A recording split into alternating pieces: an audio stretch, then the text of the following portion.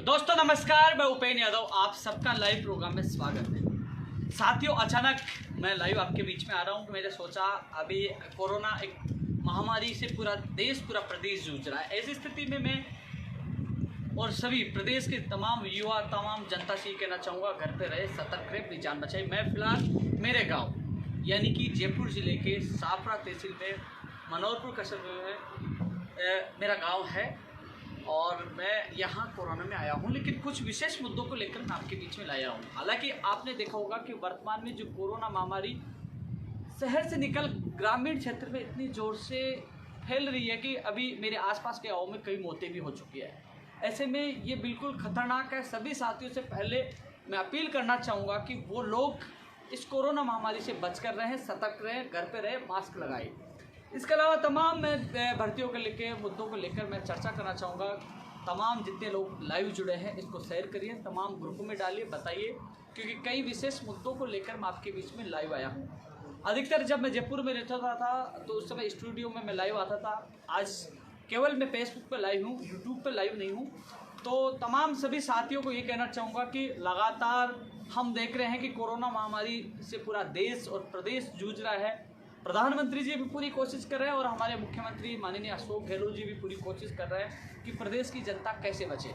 लेकिन साथियों, मुझे पहली बात ही पूर्ण परिचित हूँ कि जो बेरोजगार है वो भर्तियों को लेकर चिंतित है, अपने भविष्य को लेकर चिंतित है कि नई भर्तियाँ आएंगी कि नहीं आएंगी, जो भर्ती आ चुके हैं उनकी एग्ज़ाम होगी कि नहीं होगी, परिणाम जारी होंगे कि नहीं होंगे।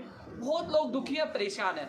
लेकिन साथियों, मैं आपको स्थिति स्पष्ट करना चाहूँगा कि लगातार कुछ दिनों से मैं देख रहा हूँ कि कई लोगों के कॉल और मैसेज आते हैं कि इस भर्ती को लेकर ट्वीट कर दीजिए, हमारी आवाज़ उठा दीजिए। साथियों, यही नहीं, माननीय मुख्यमंत्री जी के जो अधिकारी हैं जो पूरी भर्तियों को डील करते हैं, उनके भी परिवार में एक क्राइसिस हुआ है। उनके भी रिलेटिव सगे परिवार में कोई एक्सपायर हुआ है, क्योंकि कोरोना की वजह से कोरोना इतना तेज़ गति से पसर रहा है कि कई लोगों को काल का ग्रास बना चुका है।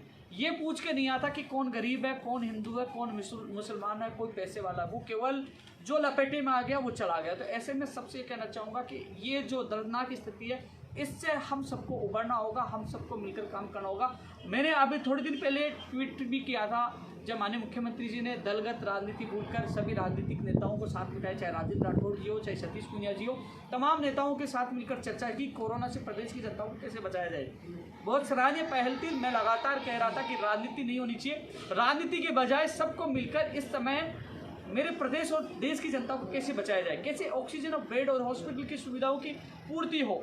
क्योंकि एक दूसरे पर आरोप लगाने से जनता पिस जाती है और वो कहीं ना कहीं अपने परिवार के सदस्यों को खो देते हैं, वो जिंदगी भर पछताते रहते हैं। तो ऐसी स्थिति में सबको दलगत राजनीति को भूलकर और सबको सामूहिक प्रयास करना चाहिए। और इसके आपने नतीजा देखा होगा, चाहे सचिन पायलट खुद एक सोशल मीडिया पे काम कर रहे हैं सहयोग करने में, पूर्व मुख्यमंत्री वसुंधरा राजे जी कर रहे हैं, कई लोग इसमें एक पहल कर रहे हैं और जनता को बचाने का काम कर रहे हैं, सतीश पूनिया जी भी कर रहे हैं। तो तमाम एक अच्छा मैसेज जा रहा है कि मानवता को बचाने के लिए, मानव धर्म को निभाने के लिए सब लोग एकजुट हैं और कोशिश कर रहे हैं कि इस कोरोना महामारी से कैसे निकला जाए। अब सवाल उठा रहा हूँ कई लोग। साथियों, इस समय पुलिस महकमा और स्वास्थ्य विभाग यानी कि चिकित्सा विभाग, दो विभाग खुले हुए हैं। अधीनस्थ बोर्ड बंद पड़ा है, बीकानेर निदेशालय बंद पड़ा है, मानवीय शिक्षा बोर्ड बंद पड़ा है, आरपीएससी बंद पड़ी है। और रही बात कार्य विभाग, एक कमेटी का गठन किया गया था जिसमें सेक्रेटरी कार्य विभाग भी थे, जॉइंट सेक्रेटरी भी थे, तमाम जो अधिकारियों को उसमें बनाया गया था। भर्तियों को लेकर 1 महीने में मुख्यमंत्री जी को रिपोर्ट देनी थी।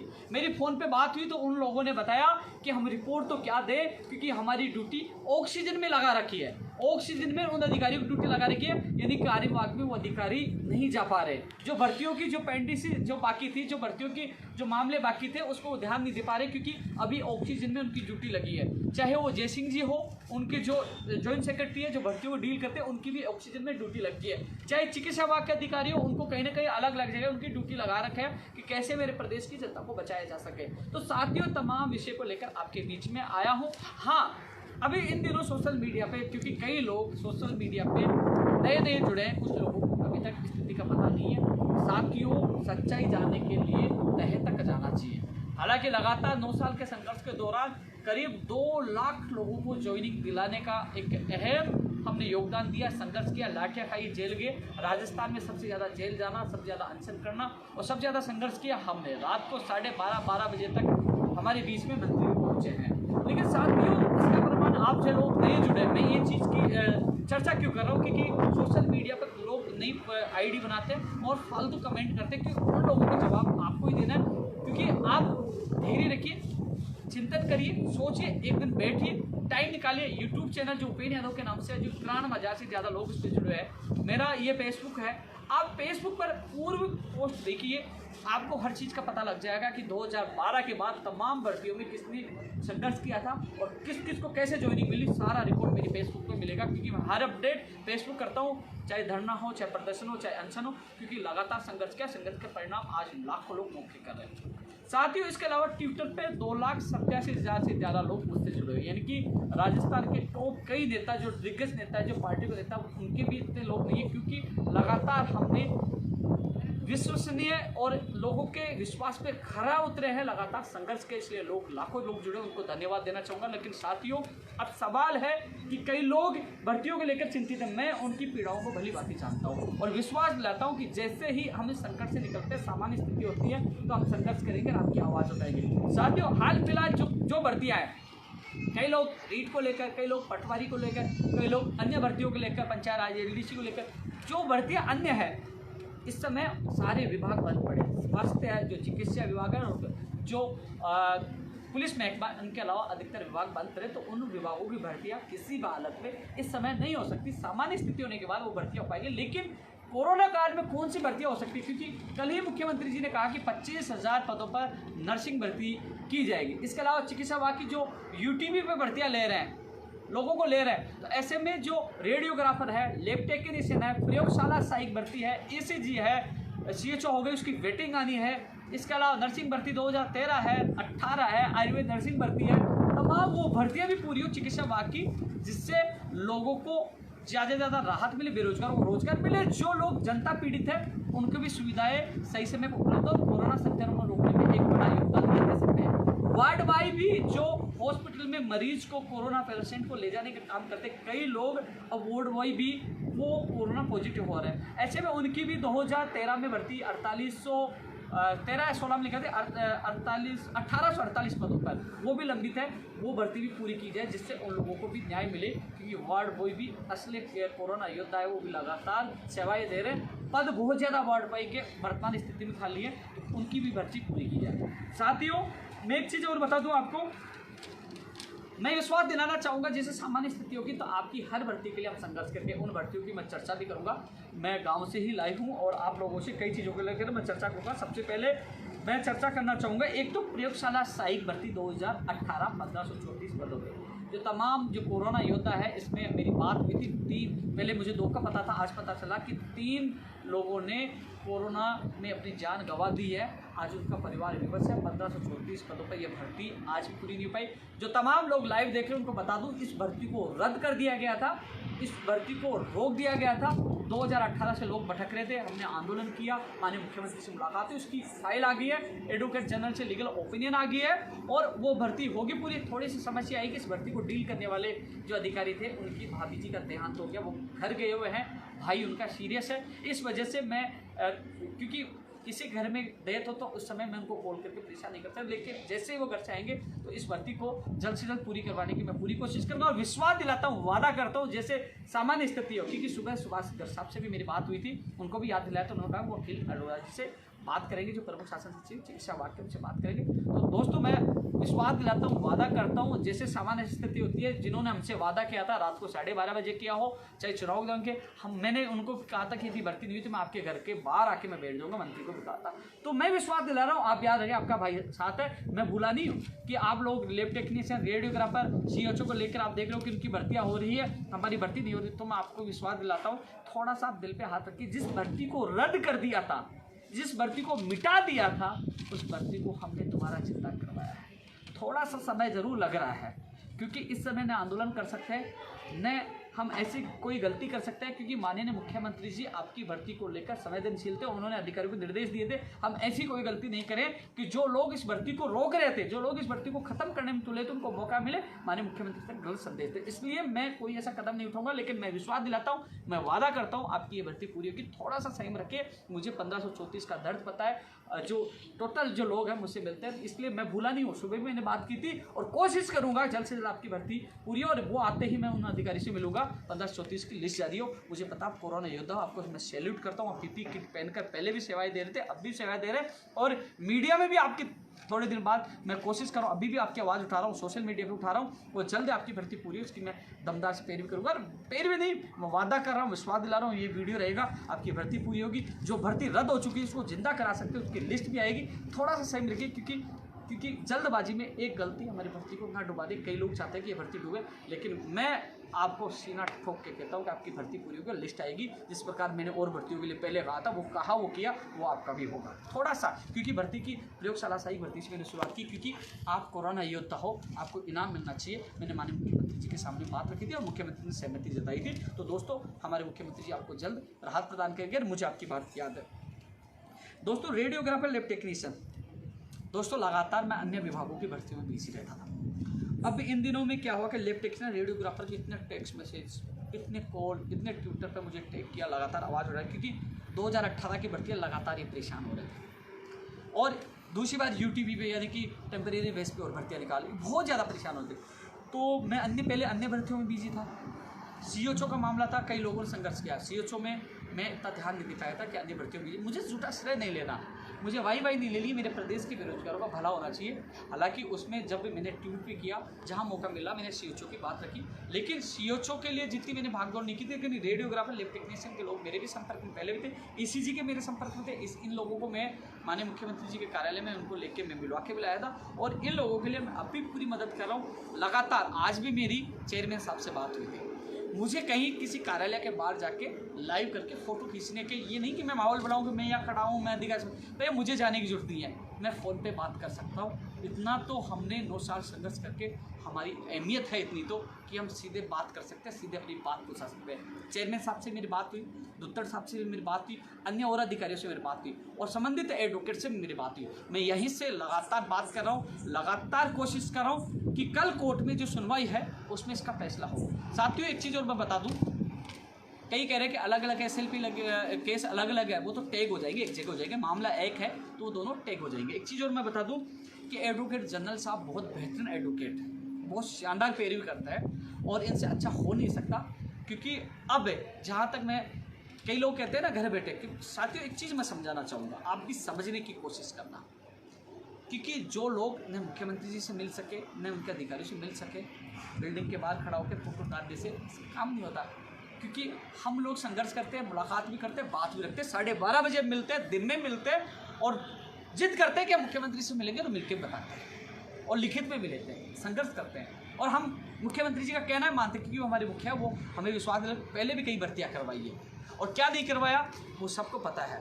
रीट 2018 3500 पदों में साफ मना कर दिया था, वो सूची आई है, जो इतिहास में पहली बार ऐसा हुआ कि नियम को तोड़कर वो सूची आई है। अधिकतर लोग ज्वाइनिंग करें, कुछ लोगों बाकी वो ज्वाइनिंग हुए। स्कूल व्याख्या था भर्ती, जो 5000 पदों पर अभी हमने ज्वाइनिंग करवाई है। सारी चीज़ें ये बताने की आवश्यकता नहीं है, लेकिन बात ऐसी है कि रेडियोग्राफर, लैब टेक्नीशियन में साथियों पहले क्या कि मेरे पास लगातार मैसेज आया 17 को सुनवाई होगी। मैंने कहा 17 को कोई सुनवाई नहीं है। संबंधित एडवोकेट से बात की, मैंने अधिकारियों से बात की, सबसे अच्छी बात निकल के आई कि इसमें माननीय मुख्यमंत्री जी का अधिकारी रूचली, उन्होंने एडवोकेट को निर्देश दिए कि इसमें आप स्वयं प्रार्थना पत्र लगाए, निवेदन करें, मेंशन करवाए कि जल्द से जल्द सुनवाई के लिए। मुझे बताया गया, मैंने आपको कल ऑडियो के माध्यम से आपको बता दिया था। आज मैंने ये भी कहा था 17 तारीख को तारीख का पता चल जाएगा, कहा था, आपको पता है, ऑडियो में देखा होता, और आज आपको तारीख का पता चल गया। हालांकि आदित्य, एक दो नाम, महेश सारण, उन लोग, एक दो लोग मुझे फ़ोन करे थे आदित्य के साथ, मैंने आदित्य को कह दिया था 18 या 20 तारीख मिलेगी। साथियों मेरी बात हुई, मैंने सुबह ही आपको बता दिया कि वो उन्होंने मेंशन करवा दिया, बात रखती है, जल्दी तारीख मिल जाएगी, और आज वो तारीख मिल गई। कल 1 नंबर पे अपनी सुनवाई है। भगवान से दुआ करो कि एडवोकेट शानदार है, कल निस्तारण हो जाए। कई लोग कह रहे हैं कि जो हमारी लिस्ट, जिस प्रकार लैब टेक्नीशियन की लिस्ट आई, हमारी लिस्ट में कोई समस्या नहीं है। तो साथियों आप इसकी चिंता मत करिए, मैं पूरी कोशिश कर रहा हूँ। सुबह गर्ग साहब जो राज्य मंत्री, उनसे मेरी बात हुई, उन्होंने अखिल अरोड़ा जी से बात की थी, और अखिल अरोड़ा जी ने चेयरमैन साहब से बात की है। चेयरमैन साहब को कहा है। चेयरमैन साहब ने कहा कि हमें लिखित में चाहिए, क्योंकि सरकार की जो गाइडलाइन का उल्लंघन हम नहीं कर सके। तो साथियों जल्द ही हम लोग लिखित में उनको दिलवा रहे हैं, जल्द ही अधीनस्थ बोर्ड खुलेगा, चाहे वो लैब टेक्नीशियन का मामला हो, चाहे रेडियोग्राफर का हो, चाहे ईसीजी का, उसका परिणाम जल्द से जल्द जारी करवाने की कोशिश करेंगे। हालांकि कई भर्तियां और भी है, लेकिन उन भर्तियों में देखो साथियों, क्योंकि इस समय चिकित्सा विभाग के कर्मचारियों की आवश्यकता है कोरोना महामारी के संक्रमण को रोकने के लिए, तो अन्य भर्तियों में देरी होगी। मैं माफी चाहता हूँ, कई लोग ये कह रहे हैं कि उपेंद्र यादव, क्योंकि पहले मैं रीट के लिए कहता तो और कहते रीट करता है, लेकिन परिस्थिति को अनुसार चलना पड़ेगा। हमें इनकी आवश्यकता है, रेडियोग्राफर की आवश्यकता है, ईसीजी की आवश्यकता है, प्रयोगशाला सहायक की आवश्यकता है, नर्सिंग कर्मी, क्योंकि कोरोना संक्रमण को रोकने में इनका योगदान रहेगा तो हम लोग बच पाएंगे। इसलिए राजस्थान पुलिस 2018 की जो 1600 पद वेटिंग, वो भी सुरक्षा जिसके कानून व्यवस्था बनाने में उनकी भी आवश्यकता है। एसआई भर्ती 2016 की आवश्यकता है। तो ऐसे में इन चीज़ों की आवाज़ मैं उठा रहा हूँ। तो साथियों अब कोशिश कर रहे हैं जल्द से जल्द। इसके अलावा क्योंकि जो लैब टेक्नीशियन का परिणाम आया, ऐसे रेडियोग्राफर का भी आ सकता है, कोई रोक नहीं, वो परिणाम आएगा। लेकिन कोशिश है कल मामला निपट जाता है तो सारा परिणाम आ जाए, तो सबका इंतजार खत्म हो जाए।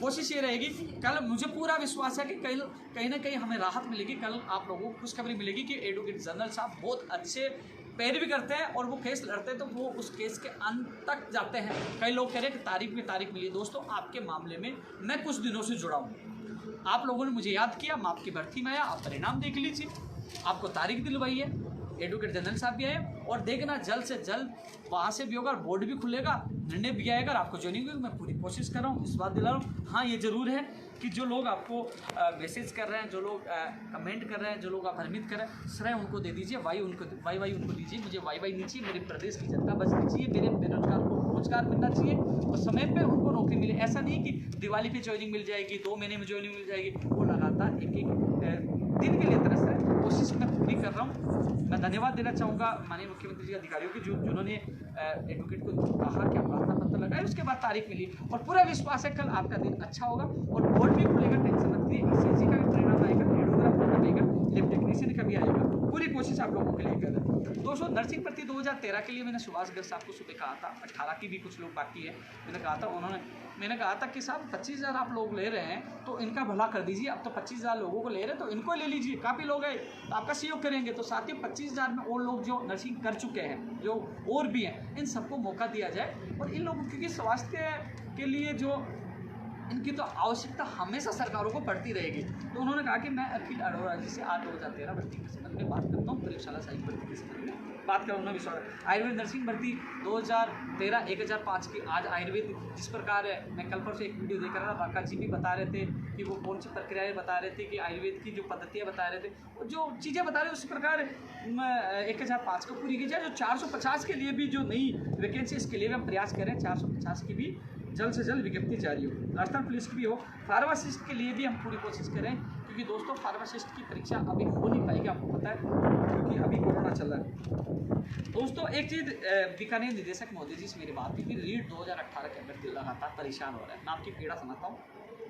उन्होंने मैडम प्रमुख शासन सचिव मैडम तक बात पूछा दी, वो एजी साहब से बात कर रहे हैं, उनको पूछा दिया, अर्जेंट पे लगाए, अर्जेंट में हुआ तो आपका केस लग जाएगा, अन्यथा जुलाई में आपका फैसला होगा। साथियों मैं आपका दर्द समझता हूँ, कोशिश है आपकी तारीख मिल जाए। अभी 10-15 दिन कोर्ट और बता रहे हैं, मेरी किसी एडवोकेट से बात हुई थी, यदि इन दौरान सुनवाई हो जाए, आपको राहत मिल जाए तो पूरी कोशिश करेंगे। राहत नहीं मिलती है, जैसे ही कोर्ट खुलता है तो मैं जल्द से जल्द आपका मेंशन करवा कर लगवा कर आपकी इस भर्ती को कोर्ट से निकलवाने की कोशिश करूँगा 2018 की। मैं समझता हूँ मैं, क्योंकि अभी तक आप लोग भटक लिए, सब जगह भटक लिए, क्योंकि 3500 पर सीना ठोक के कहा था, सब लोग फेल हो गए थे, हमने निकलवाई थी, और वो माननीय मुख्यमंत्री जी की बदौलत वो आई थी। सब लोग फेल हो गए, कैसे आएगी, लोगों ने चैलेंज दिया था, मैंने चैलेंज स्वीकारा था, आई थी। और अब कह रहा हूँ कि चलो ठीक है, प्रयास कर रहे हैं, केस लग जाए ठीक है, नहीं लगता तो आपको जुलाई में आपका जो केस विस्तार करने की कोशिश होगा, आप लोग मेरे पास आ जाना, मैं आपको न्याय दिलाऊंगा।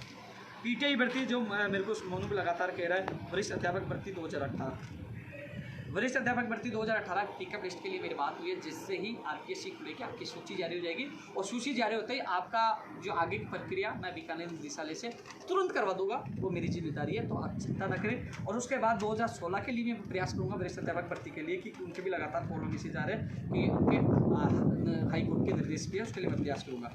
दोस्तों एक जो स्कूल व्याख्याता भर्ती 2018 में जो चयनित हुए थे 122 लोग जिनकी डिग्रियां बाहर की थी, इस संबंध में बात हुई थी। जिससे ही निदेशालय खुलेंगे तो उनके आदेश भी हो जाएंगे। जिनकी डिग्री की जांच नहीं हो पाई तो एफिडेविट लेकर उनके आदेश कर देंगे। इस संबंध में मेरी बात होगी, तो थोड़ा इंतजार करें, जिससे निदेशालय खुलेगा आपके आदेश जारी होंगे। रीट 2016 एसएलपी के मामले में मेरी कार्यवाहक अधिकारी से बात हुई थी, बोले कि हमें ऑक्सीजन में लगा रखा है, जैसे फ्री होंगे तो इस पर फैसला लेंगे। तो थोड़ा सा इंतजार करिए, एसएलपी वाला मामला भी याद है। आपका ट्वीट नहीं आए तो आप सेक्शन ट्वीट नहीं किया, अरे यार सामान्य स्थिति में ट्वीट स्वास्थ्य विभाग में जो पुलिस महकमा उसकी कर रहा हूँ। आप वाला ट्वीट से कोई मतलब नहीं। मैं चाहता हूँ आपका काम हो कि ट्वीट करूँ, बिग ब्रेकिंग न्यूज कुछ का वो ट्वीट करो, उसका मैं भी कोशिश कर रहा हूँ, उसके लिए मैं पूरा प्रयास कर रहा हूँ। 2018 मैंने बता ही दिया।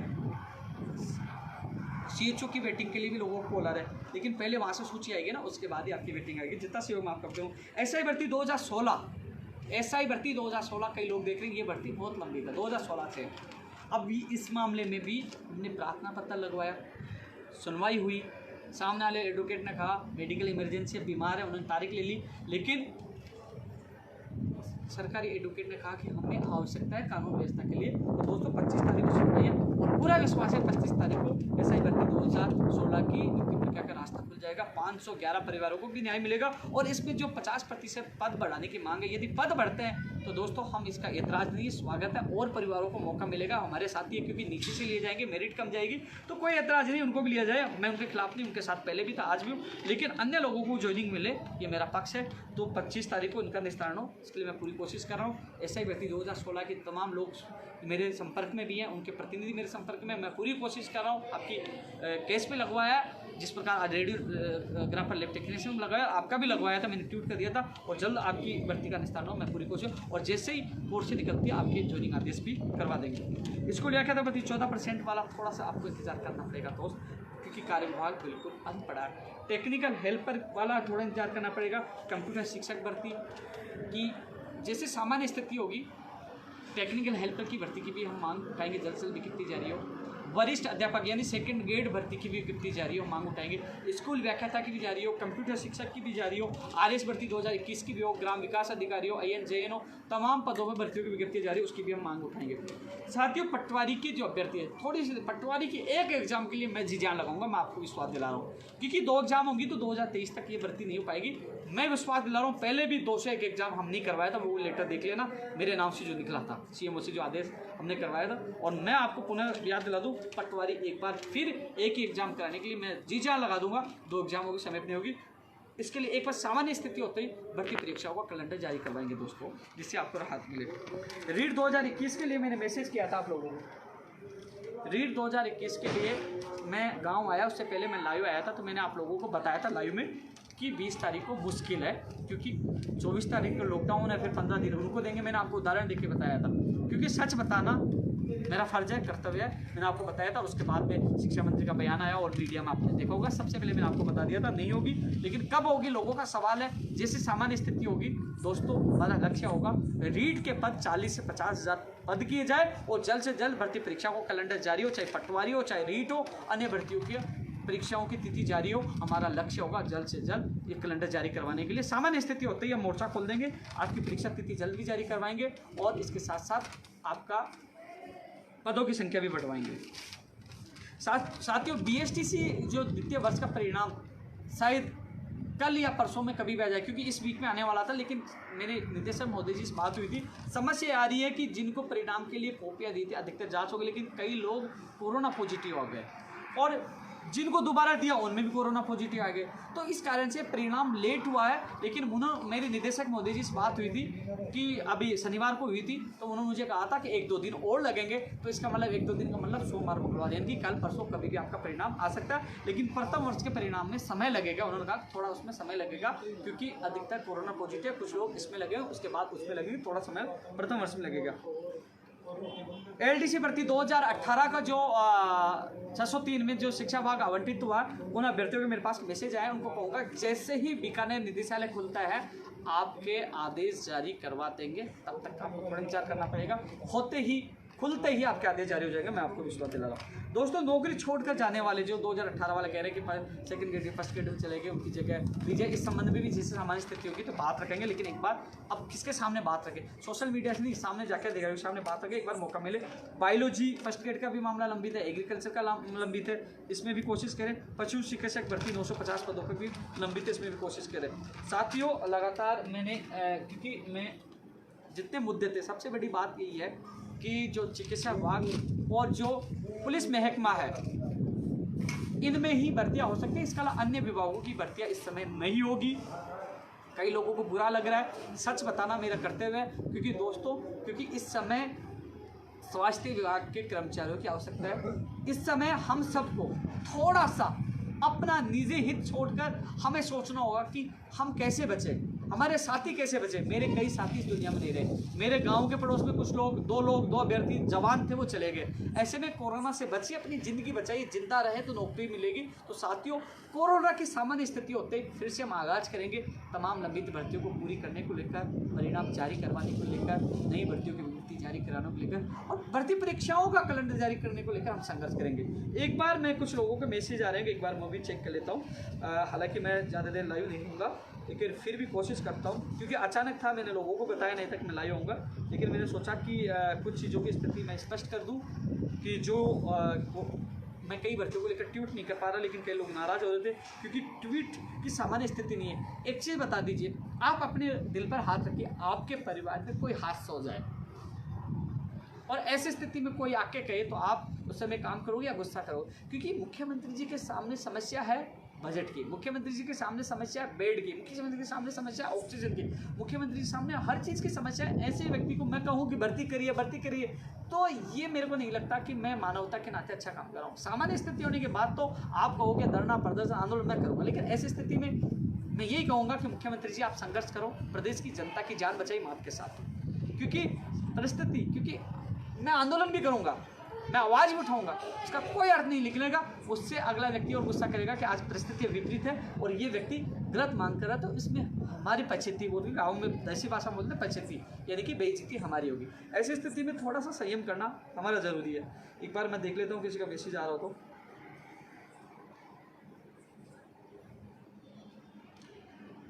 नागर जी, प्रयोगशाला साइक वाली मैंने बात रखी है, आप रेडियोग्राफर की मैं पूरी कोशिश कर रहा हूँ। सीओची हरी सिंह जी, सीओची वेटिंग के एक बार वो डेटा आएगा उसके बाद आएगी। 20 जून को नहीं होगा भैया। एलडीसी में त्याग पत्र वाला भैया अधिकारी से मुलाकात होगी तभी आपकी बात रख पाएंगे। टेक्निकल हेल्पर की सामान्य स्थिति होने के बाद ही बात रख पाएंगे। इस समय स्वास्थ्य विभाग की चाहे रेडियोग्राफर है चाहे प्रयोगशाला सहायक है, उसी पे काम हो पाएगा, उसकी पूरी कोशिश करें। फायरमैन वैकेंसी भी सामान्य स्थिति होने के बाद ही आ पाएगी, ग्राम विकास अधिकारी पे आएगी। टेक्निकल हेल्पर बाद में आएगी भाई। वार्ड बाई 2013 बिल्कुल, इसमें नरेश और 2 अभ्यर्थी मेरे संपर्क में। अच्छा, नरेश अच्छा काम कर रहा है, 1848 पे है, मैं पूरी कोशिश करूँगा। पुलिस भर्ती 2018 1600 पदों पर इसकी लगातार कोशिश कर रहा है। अमित शर्मा जी कहा था, लेकिन मंत्री जी को सुबह ही याद दिलाया था, उन्होंने कहा कि वो अखिल अरोड़ा जी से बात कर रहे हैं। राजेश भाई भी पूरा साथ दे रहा हूँ 2013 का मैं।